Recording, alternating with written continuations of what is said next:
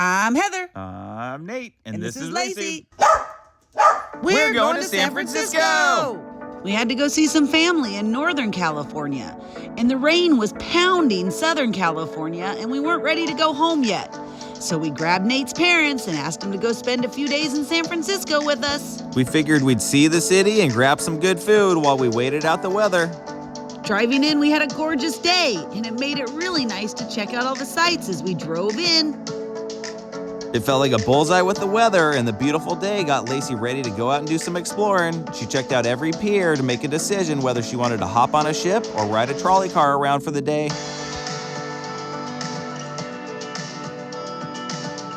They had a big cruise ship at the dock. I hadn't seen that before. They are so big. We made our way to our hotel and we all got settled with our fabulous views. We didn't sit still too long. We were right next to Fisherman's Wharf and Pier 39. We had to go exploring. The city was calling our name and Lacey wanted to go make some new friends. Lacey was really excited to go see the seals, so we made our way to the back of the pier to see what we could find. As we walked around, we weren't sure we were going to find anything. We found the Golden Gate Bridge and beautiful views of the bay. We could see well past Alcatraz on what appeared to be a rough day to take the tour.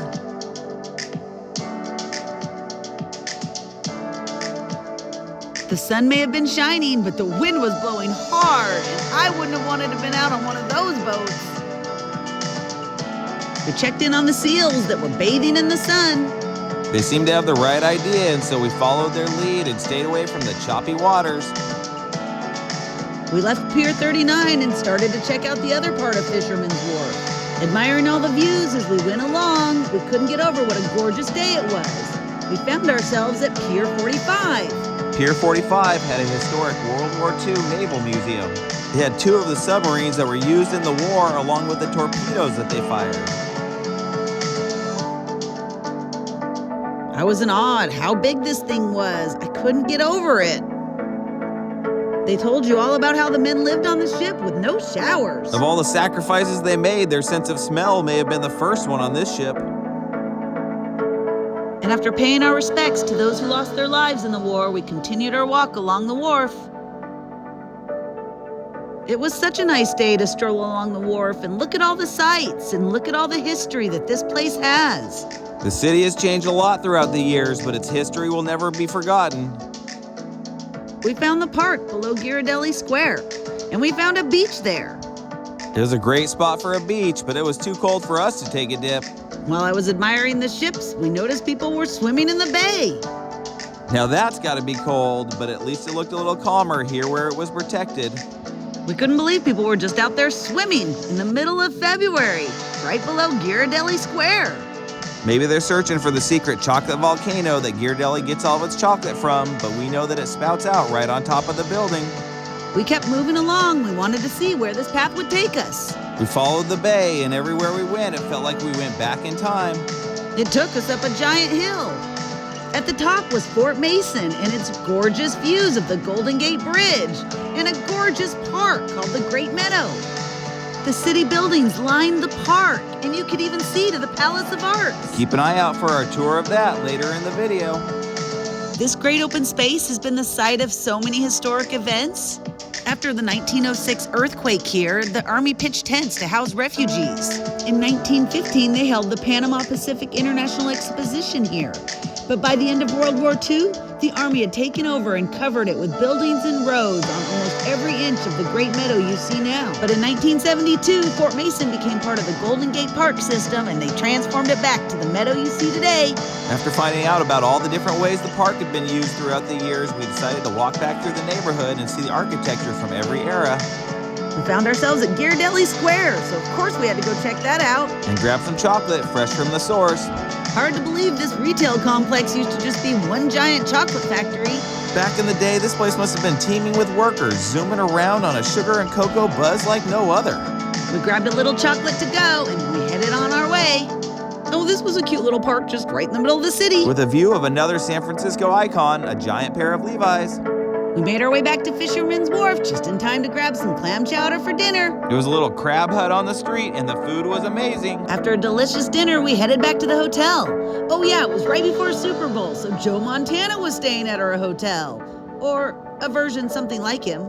We wished him luck on the game, and we headed on our way. It was a chilly, windy night, and there was nothing better than sitting by the fire while you roasted some s'mores. When the s'mores didn't fill her up, Lacey insisted on going to In-N-Out Burger for a late-night snack. She does eat everything animal style. We woke up to a rainy San Francisco morning, but we had hopes it wouldn't last long. The weather forecast said it was going to stop by noon. As the rain fell, we watched the ships going in and out all morning long. The rain didn't seem to slow this group down. They just kept cruising along with their umbrellas popped. Soon enough, the rain stopped and the sun started to come out, and we headed out to do some sightseeing. As always, we really enjoyed the architecture as we toured through the city, but we had to get to the Palace of Fine Arts. We were heading there for a show, and we wanted to get there plenty early so we could check out the grounds. Back in 1915, they had something called the Panama Pacific International Exposition. It went on for 9 months, and people could come and enjoy attractions. The Palace of Fine Arts was one of those attractions. It brought the world to San Francisco and put the city on the map as a major destination for travelers. It was meant to be a celebration of the completion of the Panama Canal and announced San Francisco's recovery after the 1906 earthquake and subsequent fires that devastated the area. It was a city rebuilt and reopened for business right at the dawn of the era of worldwide shipping. After the fair, most buildings were torn down. They were never meant to be permanent, but the exception was the Palace of Fine Arts. San Francisco's love for the palace is so strong that they've kept it going for generation after generation.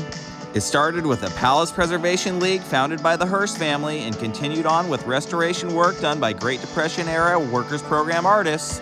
The citizens of San Francisco felt it was just too beautiful to destroy. The detail and artwork looked like they were built for the gods, so I can only imagine the wrath if they were taken away. And in 1962, a nonprofit was formed, creating the Palace of Fine Arts Theater, which opened in 1970. The Palace of Fine Arts Theater continues to operate today, holding shows like the one we were there for. I'm so glad they didn't tear this place down. It's a beautiful place to come to. With inspiration from ancient Greek and Roman architecture, it felt like we could be there for a debate between Socrates and Plato, or maybe even on the day Caesar was murdered in the Senate.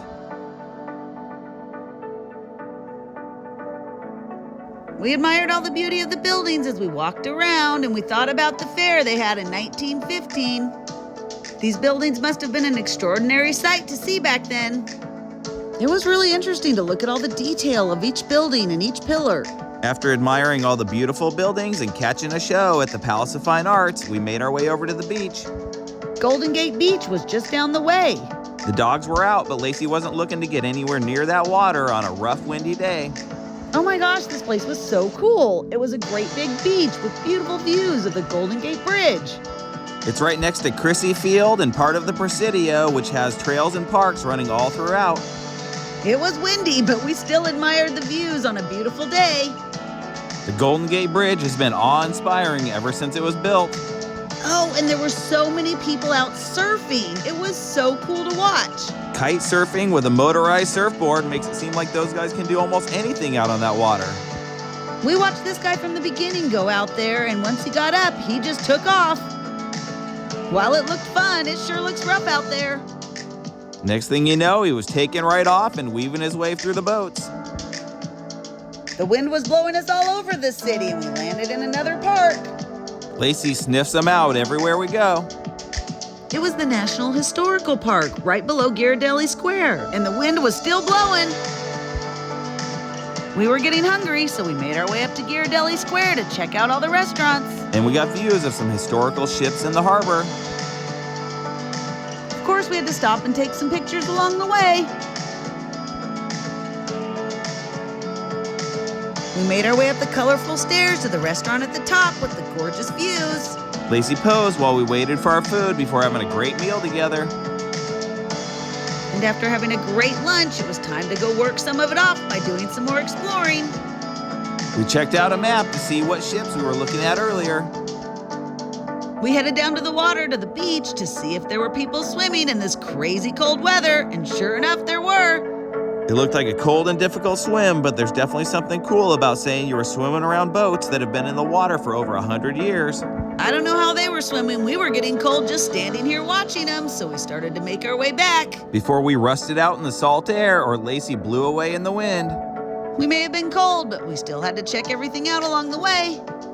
And Lacey made sure to tell us as long as we were exploring, we might as well check out all the parks on the way back.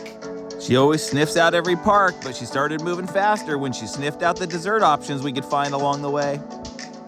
This little marina, Fisherman's Wharf district is so cute. They've got all these restaurants and so many little shops.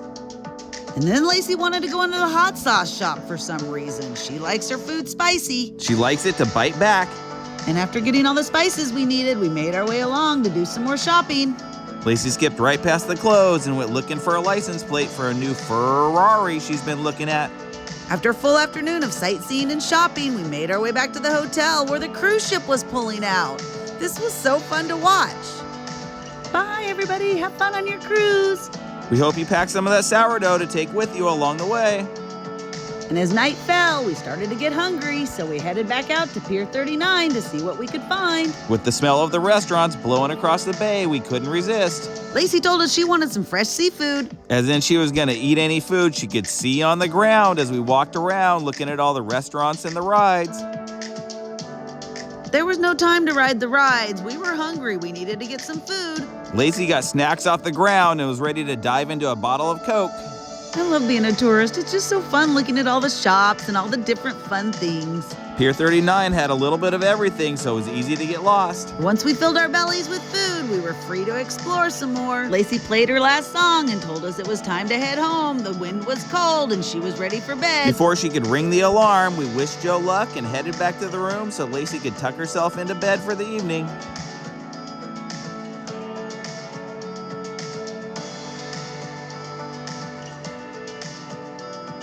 Thanks for going to San Francisco with us.